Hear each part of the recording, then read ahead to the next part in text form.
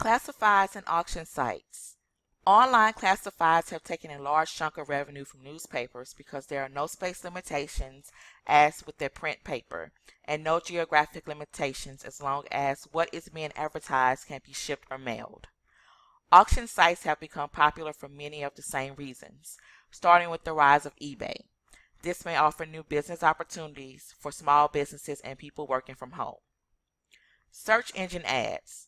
These ads are based largely on how users navigate their web and how they use search engines as their main means to find content and sites they want. Search engine optimization, SEO, and search engine marketing, SEM, are the two main methods of advertising with the same goal of showing up as the first entry in a search engine search. SEO is an unpaid form of advertising that uses uses website design, keywords, and links to raise the ranking of a website in a search. SEM involves the advertiser paying search engine companies to either have a sponsored, clearly labeled link in a search engine or to buy keywords that are sold at auction. Mobile media have grown dramatically in the past 15 years and have fundamentally altered the advertising landscape. The volume of text messaging far exceeds that of voice calls. About 1 billion smartphone users and 120 million tablet users exist worldwide. There are 5 trends that categorize the mobile advertising marketplace. 1. Geolocation capabilities are allowing advertisers to customize their ads to consumers' locations. Number 2. M-commerce or mobile commerce is growing rapidly. Number 3. Real-time mobile billing, RTB, is facilitating a new advertising pricing system. Number 4. The increase of mobile broadband access in allowing video ads to gain traction. And finally, number 5. Ad text messages are increasing.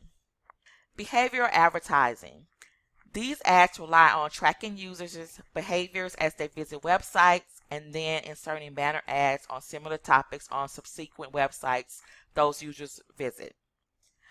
Viral marketing, also known as buzz marketing, guerrilla marketing, or word of mouth marketing. Viral marketing uses non-traditional means to spread news and information about media content. Humorous or strange videos with an unpolished amateurish quality often work best for this strategy. Native advertising, sometimes called content marketing.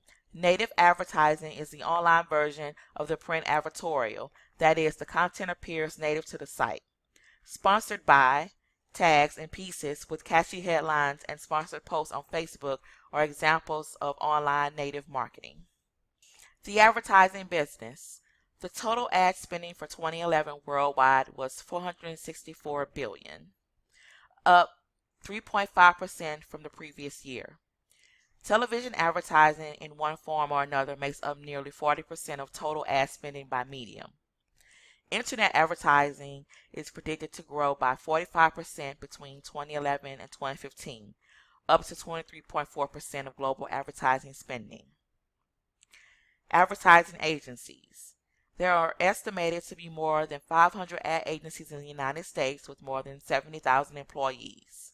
Considered the foundation of much of the advertising business, these agencies perform many important functions to help create and sell advertising across all media. Advertising agencies' main areas of operation include creative, client management, media buying, and research. A number of internet original firms emerged in the late 1990s, but many were bought by larger traditional advertising firms that needed to add interactive expertise. Others survived as boutique or specialized firms. Public relations. Public relations firms do not pay media companies to place content. PR firms straddle the world between companies who wish to promote themselves to the public and media organizations, as well as important gatekeepers who can widely distribute that message. The term public refers to the many groups, organizations, and collectives with whom an organization or individual may relate. PR firms create more visibility on social media and provide guidance such as setting up a Facebook page, creating a YouTube channel, or accessing consumers on fan pages and Twitter. Some have dubbed this new, more interactive approach PR 2.0. The historical development of public relations. Some say PR is the world's second oldest profession. Before the late 19th century, public relations was not a separate, recognized professional field, and much of what was called journalism served as public relations purpose. During the 19th and early 20th centuries, the first stage of public relations emerged as press agentry, which refers to the practice of getting publicity in the press for a client. Press agentry features a wide spectrum of PR activities such as pseudo events and attention getting stunts because the public is viewed as gullible, believing whatever the media says.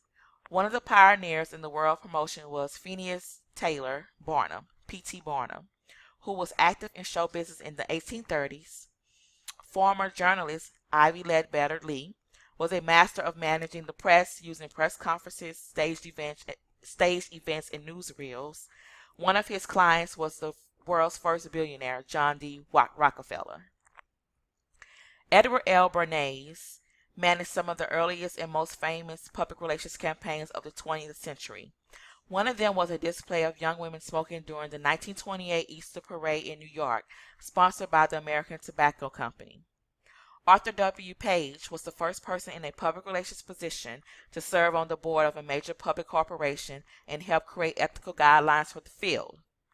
Daniel Edelman was the founder of Edelman, the largest independently owned public relations firm in the world, with 4,800 employees. He helped establish PR as a global industry.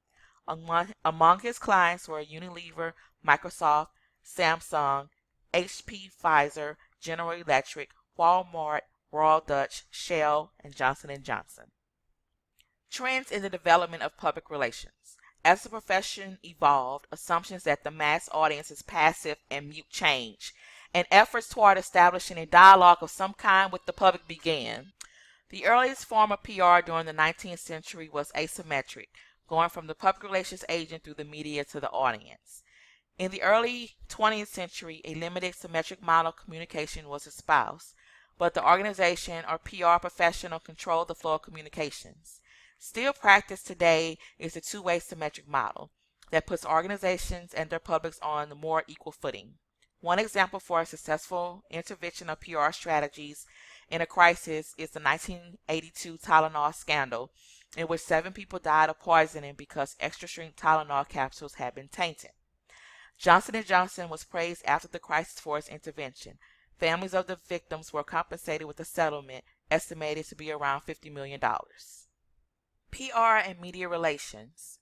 One of the main functions of PR firms is to work with the media to secure fair or positive coverage of their organizations in those media. Several different tools allow PR professionals to obtain media coverage. Pseudo events. These events are press conferences, protests, parades, and even award ceremonies that are manufactured by individuals or organizations, typically to capture the attention of the media, thereby the public. Distributing news to the media in the digital age. Journalists prefer downloading digital content to their computers because it is easier to look at and evaluate for newsworthiness. Easier and faster to edit and store, easier to retrieve than analog content. In an age of information clutter, digital content is also easier to ignore. Influential bloggers and others use social media may be easier to reach. A well-placed pitch or request to review a client's new product might be enough to get people writing about the client and get mainstream media attention.